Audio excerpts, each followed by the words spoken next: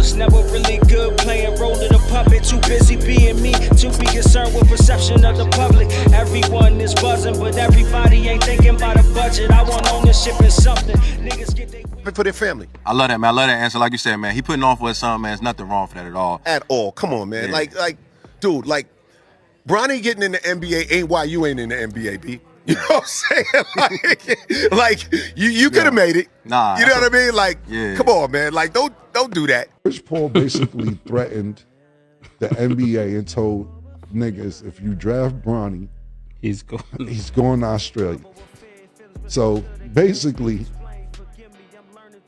he gave Phoenix Suns the green light and the Lakers the green light. We got a nigga out here calling shots, man. Not a black man, a nigga. That nigga's a nigga. Out here telling niggas don't touch niggas. I'm telling you that right now. You better not touch niggas. Because if not, we'll send him overseas and we'll make the same amount of money that he'll probably make this in his rookie contract anyway. Don't touch niggas. That's first and foremost. Secondly, I've seen some players complaining, saying that they earned their spot. Bronny didn't earn his spot. This, that, and the third. I'm officially changing the narrative. Fuck that. What your father did. We gotta start giving the fathers credit. I'm mad at my pops now. I had to figure shit out on my own. I ain't have nobody helping me out. My father wasn't there for me, getting me where I had to go. I'm doing it for my son now. You know, I'm setting it off. Look, GMs be hiring their sons. Owners hire their kids. Who running the Dallas Cowboys? Who's the president of the Dallas Cowboys, Mo? LaMaxine. Jerry Jones' son. There you go. Exactly. I'm changing the narrative. Fuck that. Fuck that. What your pops did for you, nigga? What he did? So niggas is mad because that nigga father is LeBron James. Black privilege. I'm all for it. Shout out Bron and Bronny. We've been saying so much white privilege for so long. It's good to see some black privilege. I'm all for it. Bronny, sign, get your son drafted, Bron. Sign this motherfucker to 200, whatever you want to do. George Karl did it. It's been done for a long time.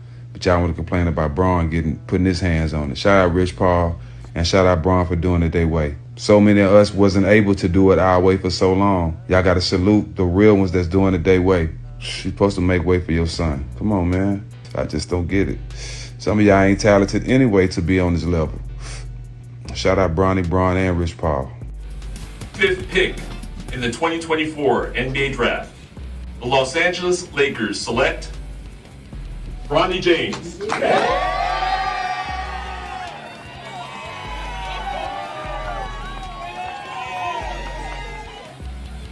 What a beautiful sight. Bronny James hearing his name called as a Los Angeles Laker here at a dinner party in NYC. The fam was there, Savannah, Bryce, Rich Paul, and his famous father, LeBron. They're the new Griffies, the first father-son duo in NBA history. 19-year-old James joins USC mid-season after having heart surgery. And after only averaging 5 points a game, his stock improved in the combine, testing extremely well.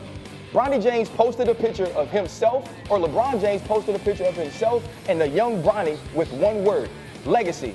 Obviously, there was a ton of chatter around this pick, and Woj was not here for the foolishness. I don't want to hear these charges, people talking about nepotism. No, the NBA is full of nepotism. Full of it. The ownership level, front offices, coaching. Yep. I don't want to hear it all of a sudden because of Bronny James's father plays for the Lakers. Right. It is rampant in this league. I mean, we're talking about nepotism. Giannis's brother plays for the Bucks, and if you've ever seen him on the court, you know exactly what I'm talking about. I'm joined by Jay Will, CJ McCollum. This is for you, Wendy.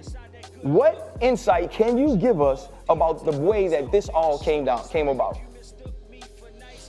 Yeah, well, I think there was a time in which that LeBron and his agent and Bronny's agent, Rich Paul, were open to Bronny going to other teams.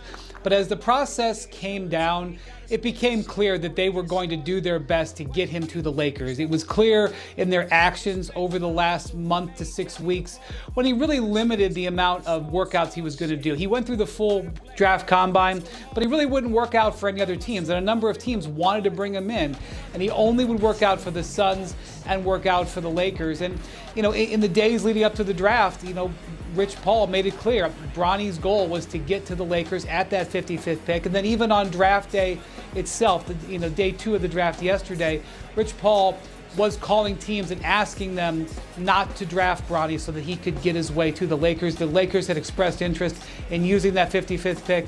So this was something that they badly wanted. LeBron has talked about it for years. It was all lined up. Bronny got himself in position to be drafted, got himself, to be desired by the Lakers, and that's the way it played out.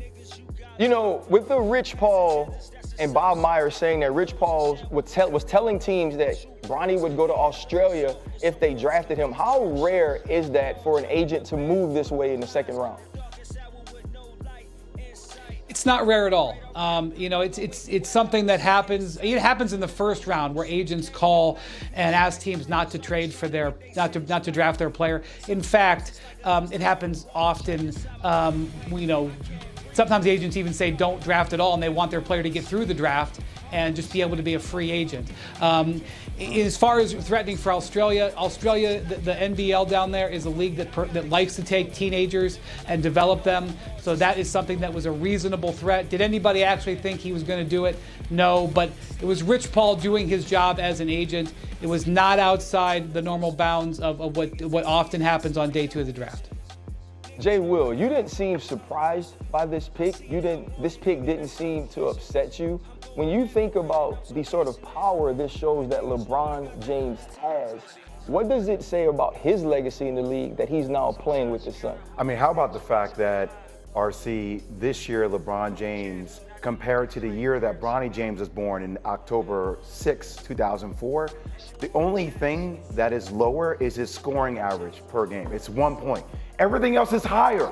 20 years later than when Bronny was born, his numbers are better.